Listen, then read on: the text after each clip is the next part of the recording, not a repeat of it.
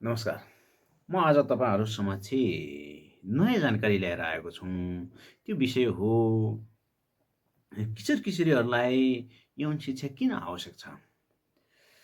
विगतमा मात्र होइन, अहिले पनि धेरै ठाउँमा यौन शिक्षा र यौनका विषयवस्तुहरूप्रति उम्, मानिसहरूले विद्यालय तहमा र समुदाय अथवा विभिन्न ठाउँमा प्रष्ट खुलेर बोल्न सक्दैन।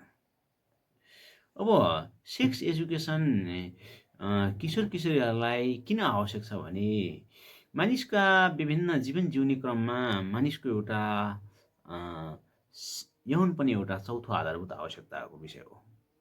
जब किशोर-किशोरलाई यौन शिक्षाको आवश्यकता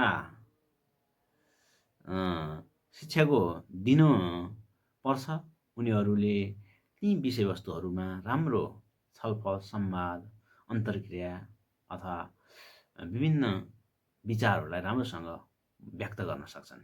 हामीले किशोर-किशोरलाई यौन तथा शिक्षा किन दिने त भन्ने कुरा यहाँ अब जसले उनीहरूलाई किशोर-किशोरलाई यौन शिक्षाले उनीहरूको व्यावहारिक जीवनशैलीमा अ अ विभिन्न सुरक्षित यौन व्यवहारहरू अपनाउन सघाउ पुर्याउँछ।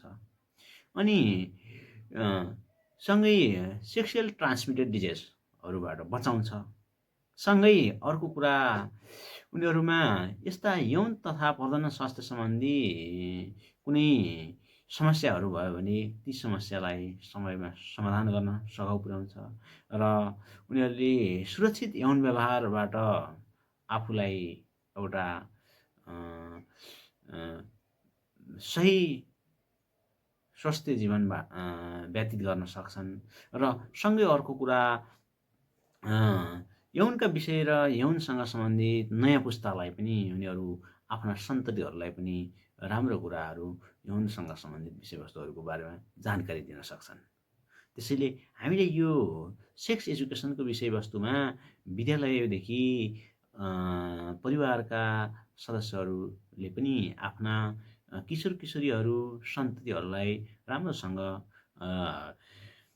अनि यसको बारेमा जानकारी गराएर उनीहरूलाई यस्ता यौनका गलत धारणाहरूको हटाई सुरक्षित यौन व्यवहार र सुरक्षित स्वास्थ्य जीवन र सुरक्षित तरिकाले स्वास्थ्य लाइफस्टाइल अगाडि बढाउन सघाउ पुर्याउँछ।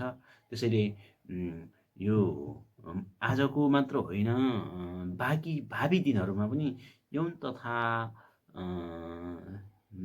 शिक्षाको, यौन तथा प्रजनन स्वास्थ्य शिक्षाको आवश्यकता किशोर-किशोरीहरूलाई दिइराख्नु पर्दछ भन्न म चाहन्छु।